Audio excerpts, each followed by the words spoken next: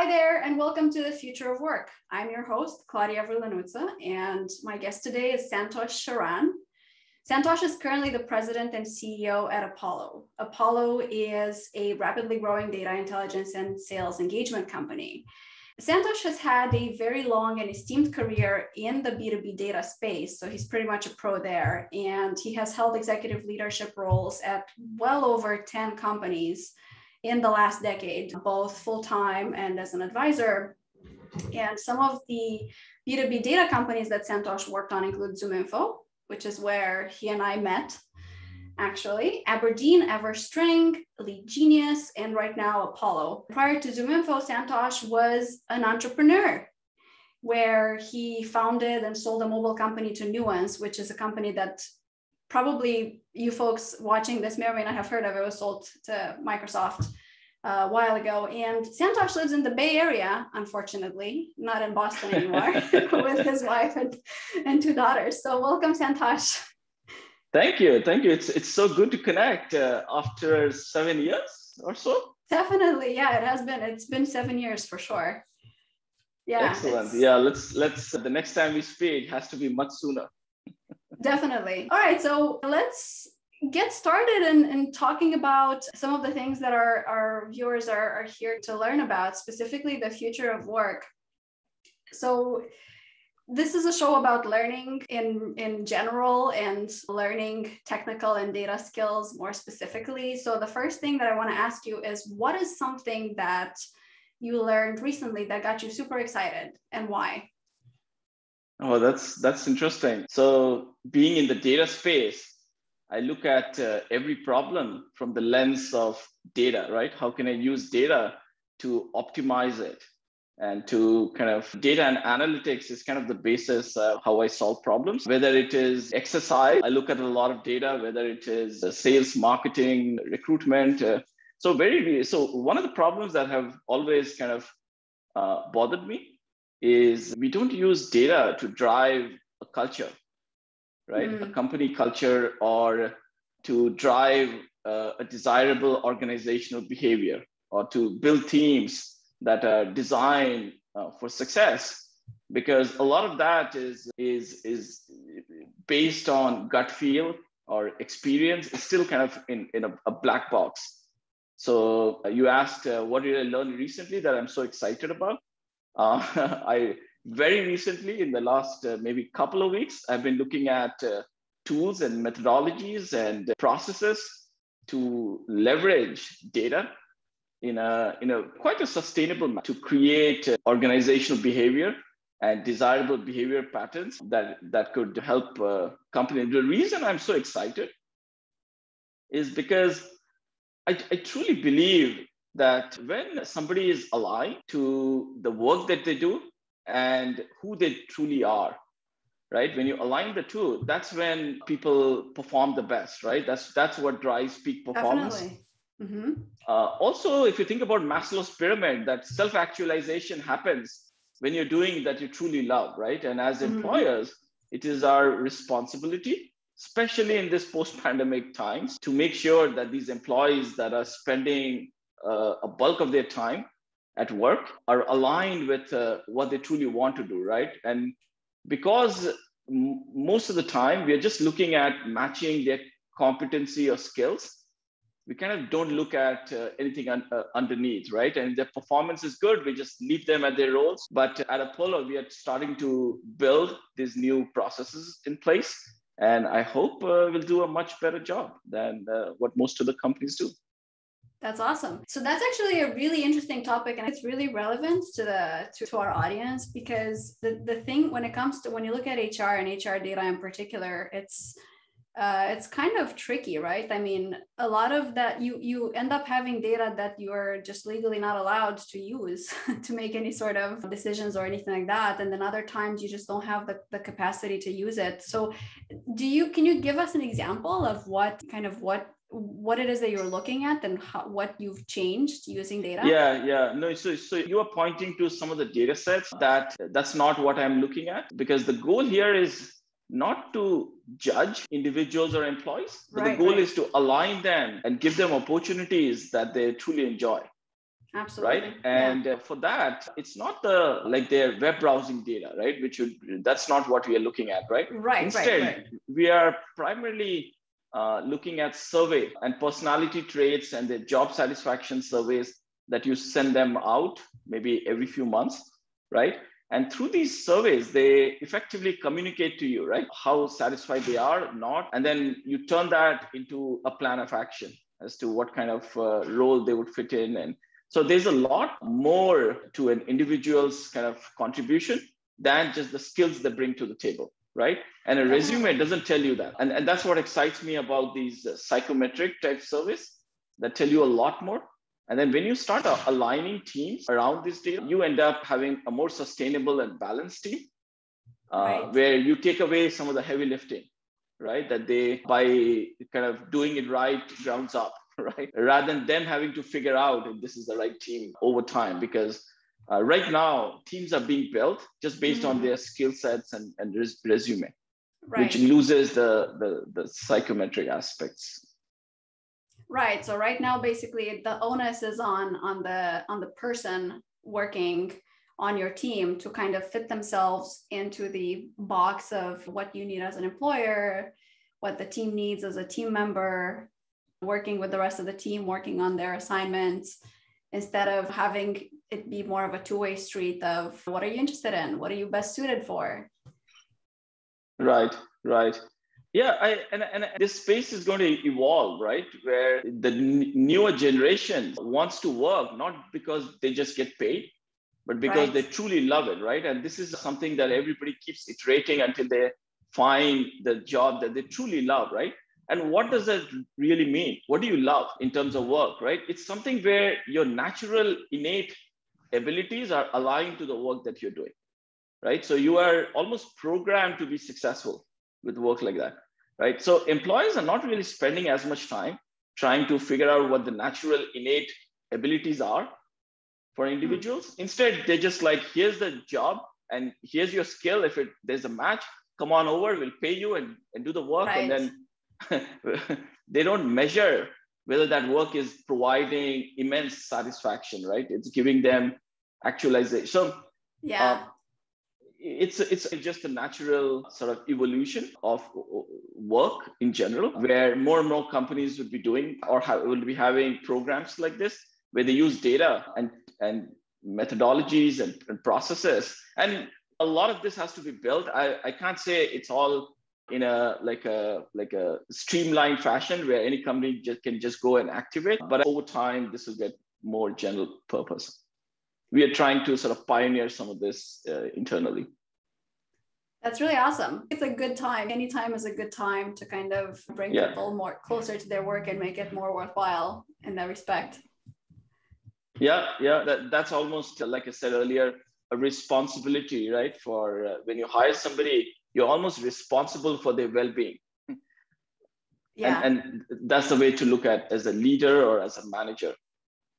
That's awesome. I can tell you for a fact that, at least in my experience, I don't believe there are lots of really great companies out there and great managers. And then there are some companies that definitely do not think, and managers that definitely do not think the way you think.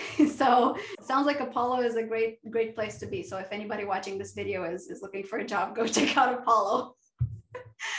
Thanks. And we are growing fast. We are almost doubling our employee strength in the next 3 months or next quarter or two. And that's another reason why we have to think about culture and some of these HR policies and put them in place. Yeah, that's really neat.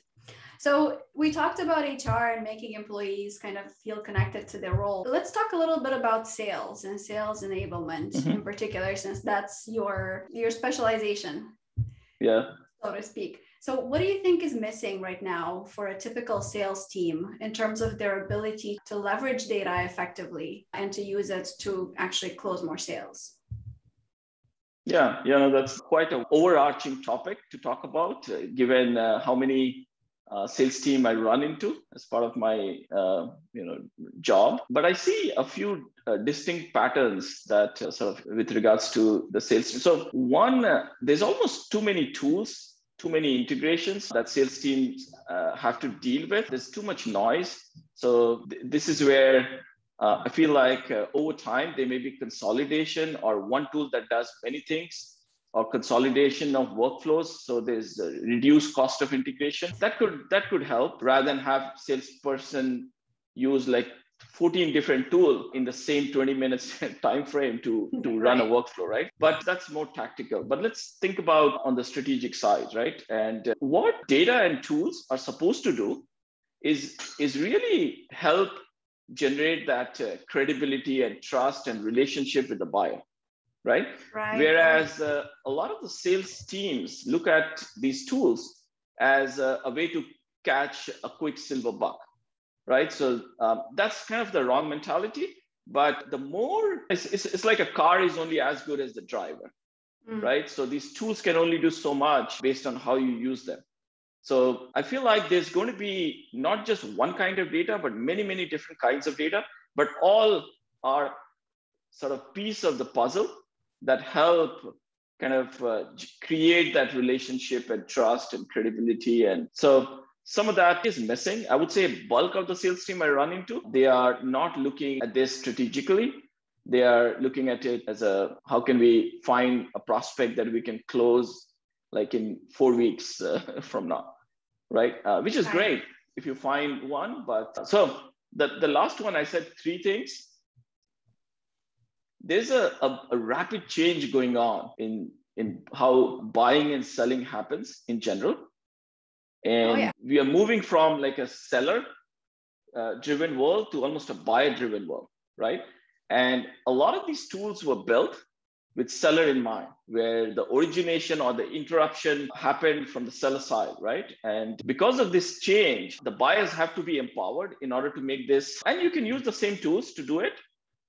But I feel like a lot of the sales team are not really making that transition fast enough, and they might be caught on the wrong side of this trend. But that would be the third sort of deficiency, if you ask me, in some of these sales team workflows that use data. Yeah. So first of all, there are 2 things, right? There are 2 different, and in some companies, there are even different people or even different teams. There's sales and then there's sales enablement. Right. So we're going through a time where we have a ton of sales enablement data and tools. And in many companies, there's this perception that if you have a tool, then the sales rep should be able to kind of leverage all of that and use the data to the best way possible to bring forth opportunities and make sales. And there's this kind of obviously tension between what a sales rep would like to do and what they should do and what they can reasonably do given, kind of their time frame and their quota and, all that stuff. But what I'm wondering now, Santosh, is these tools that are at our disposal right now to help sales reps close the deal. Are we trying to get sales reps to do too much? Is there something else that companies can do, whether they're big or small, to help reps leverage this data better? Yeah. And I tend to look at these things from a macro perspective, and I take a long-term view. And we are constantly, there's an undercurrent in evolution or progress, right? So if you take a snapshot of where we are, when you are not using any technology, then a little bit like interruption-driven technology is great. It helps, right? But then the next, like marketing automation was great for like 10 years, 20 years ago, right? That was like rocket science, and it created so much value, right? But then what happened is too much random emails became like a bad idea very quickly, very soon, right? So then targeting helped. So you needed all kinds of data to further target and only send a handful of emails that made most sense, right? So if you just go on the same trajectory, and to your question, what's going to help is further insights in timing, insights in are they in market to buy? So a lot of insight will play a role into, so you'll see a lot of sales team still sort of just kind of blasting, throwing a very wide net, right? In future or where they need to go is perpetually finding a very, very niche that already has some intent or has demonstrated some interest. And the interest could be in many different shape or form, right? One of the interests could be, look, you're trying to sell into a company, it turns out that one of the employees that joined the company, you have already demoed 3 years before. So they are somewhat intimate with your product or your company, right? They're not showing intent, but you already spent marketing dollars on them. Right. Now they're at a new job. Why don't you go and turn them into a warm lead? So Absolutely. simple insights like that are not commonplace, which is going to help. Some of that is still missing. It just takes time for the savvy marketers are probably already using a lot of these insights, but as it becomes more mainstream, you'll have reduced spam and higher efficacy. Definitely, yeah. And it comes back to that idea of relationship and really educating, building a relationship with a potential customer well before they become a customer, and educating them about the benefits of being a customer. And on that topic of what salespeople can do and what marketing support can do to help bring in sales and to help kind of grow a company's presence and footprint, what specifically is the future of work in sales? And in terms of being data savvy, and you may define that as however you wish, but in terms of being data savvy, how important is it for salespeople to be data savvy now and in the future?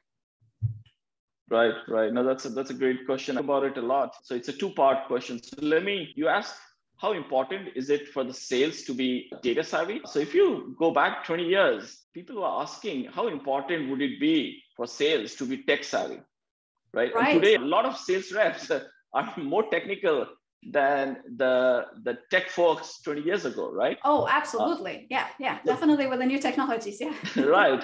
They're using this, like we discussed earlier, like 20 different tools as part of their workflow, right? So therein lies the answer. So there's just no way to get around and not be data savvy, right? Yeah. Now, having said that, the future of work, so we are undergoing a period of rapid change. And that change is going to affect the way businesses work, not just sales and marketing. The future of work for sales is not dismal at all. Right now, companies differentiate on product and capital or access to capital. A lot of that is going to get commoditized. It's very easy for one company to copy another company's product. They could do that overnight, right? Definitely. What is incredibly difficult is to replicate relationships, right? Yeah. So sales rep and go-to-market teams would almost become the core differentiating factors. And this relationship, right now, we are in a phase of automation in go-to-market where we feel like relationship can be automated, right? And to some extent, it can when you're throwing a very wide net and you're just trying to close quick business. But as there are many, many different substitutes where it becomes harder and harder to differentiate, it's just a natural evolution where companies are going to focus on relationships. And with relationship, sales and marketing teams will become like a learning and development and education team. Their job would primarily be to educate the customers. The more they educate, the more dollars that goes into education, that would become almost like the biggest barrier to entry.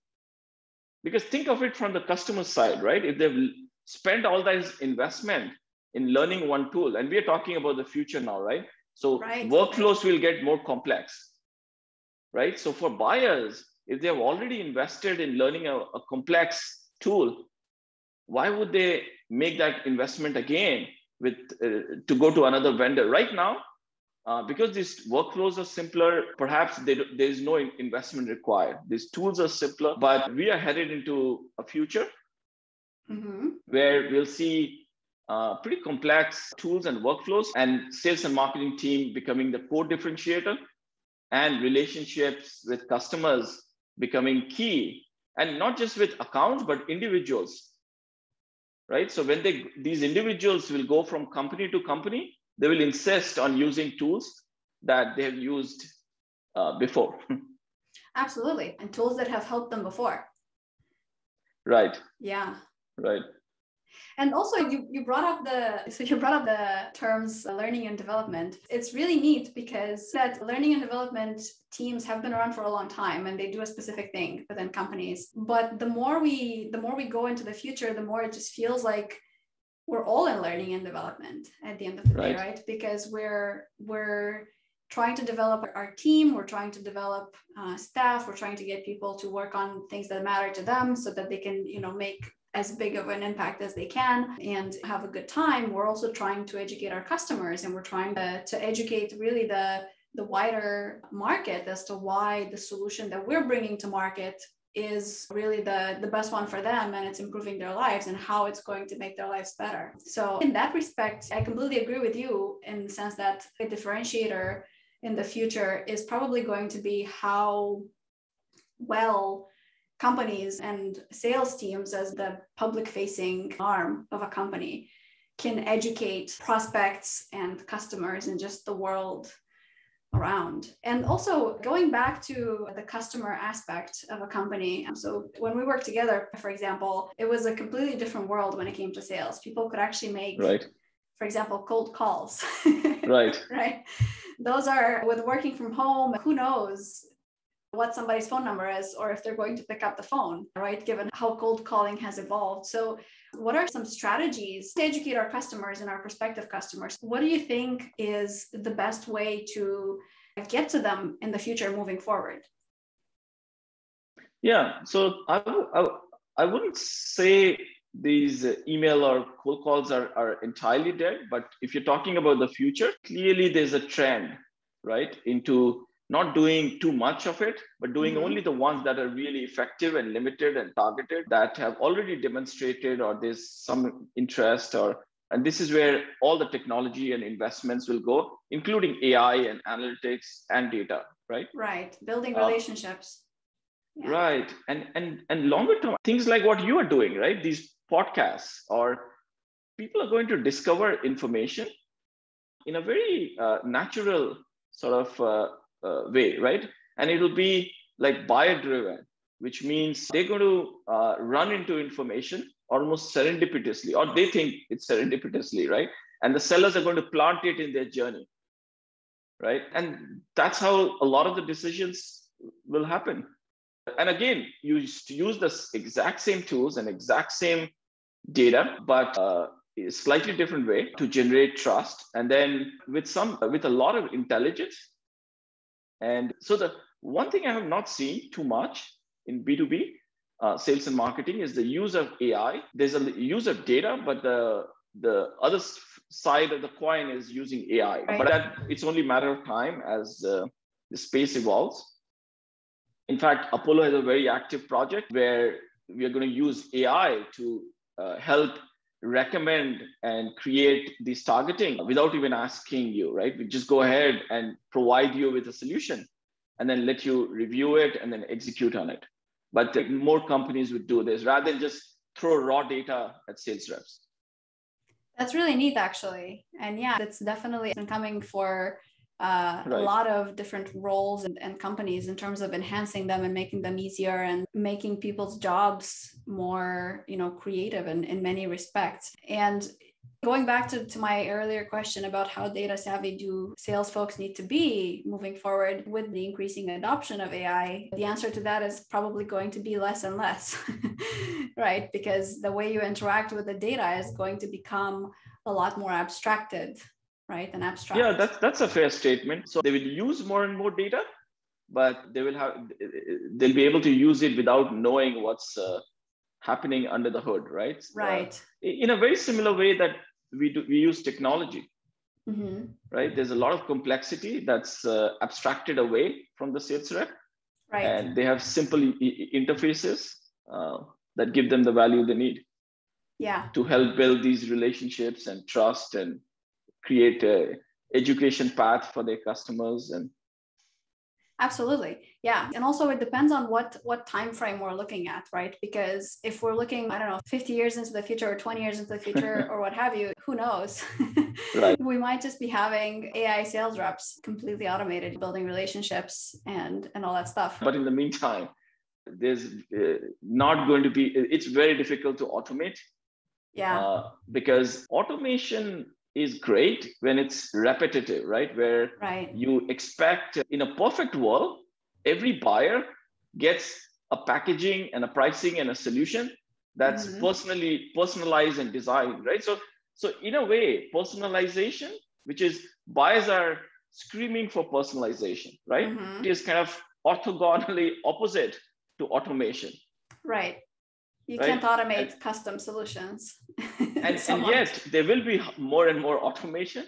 Right. And there will be more and more personalization, right? So I feel like the way it will converge is there'll be a ton of tool and data, but sales reps will remain. You can't get rid of them. And they will use these tools to kind of personalize, perhaps at scale. But yeah, it won't be a fully automated, like a chat type tool that'll help you sort of buy independent of a sales rep, especially if the products itself are becoming simpler and simpler over time, which means you'll have tens of thousands of products, right? The trend is going to be the other way around, where products are going to get more and more complex, which is where it's difficult to commoditize that part of selling. You need more complex selling over time.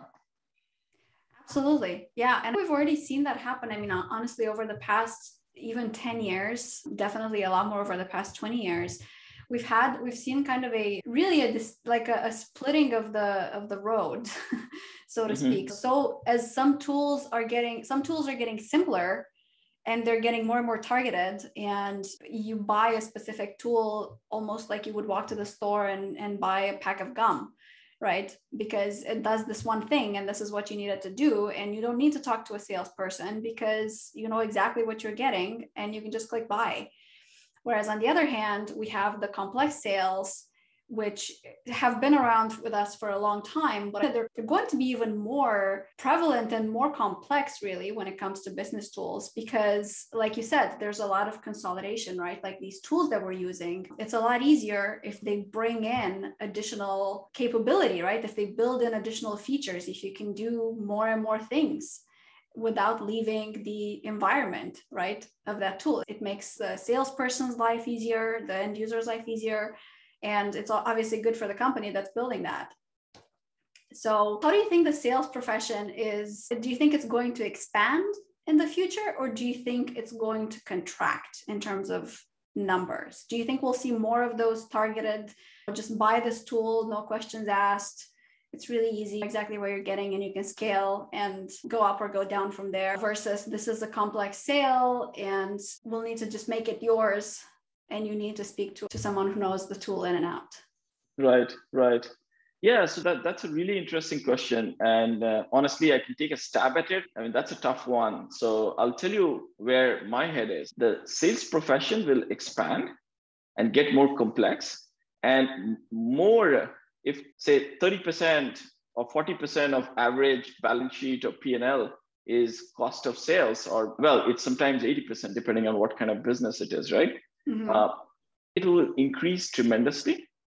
And the reason is because cost of building a product is going down so fast, right? And there's a linkage. So because of all these tools and cloud and edge and whatnot, there's a ton of automation is driving down the cost of building product, which means there's like a sales force, but there'll be like 50 other competitors doing the exact same thing. Right.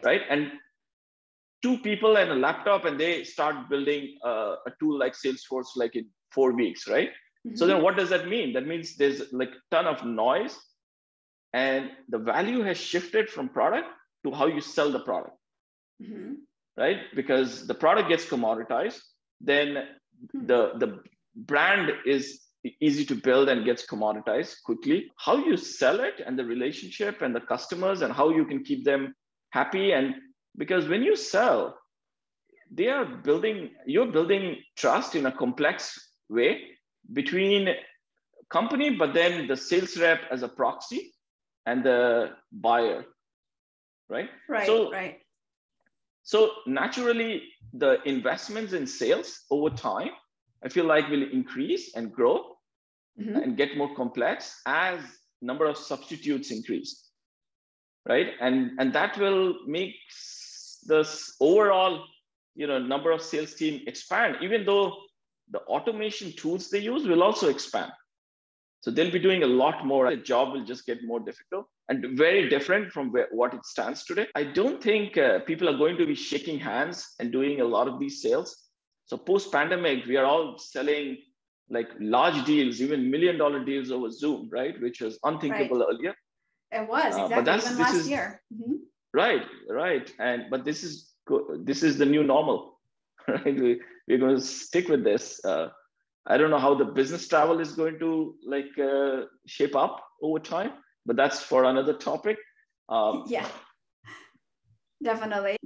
Yeah, but that's a really, really interesting and very thoughtful answer, Santosh.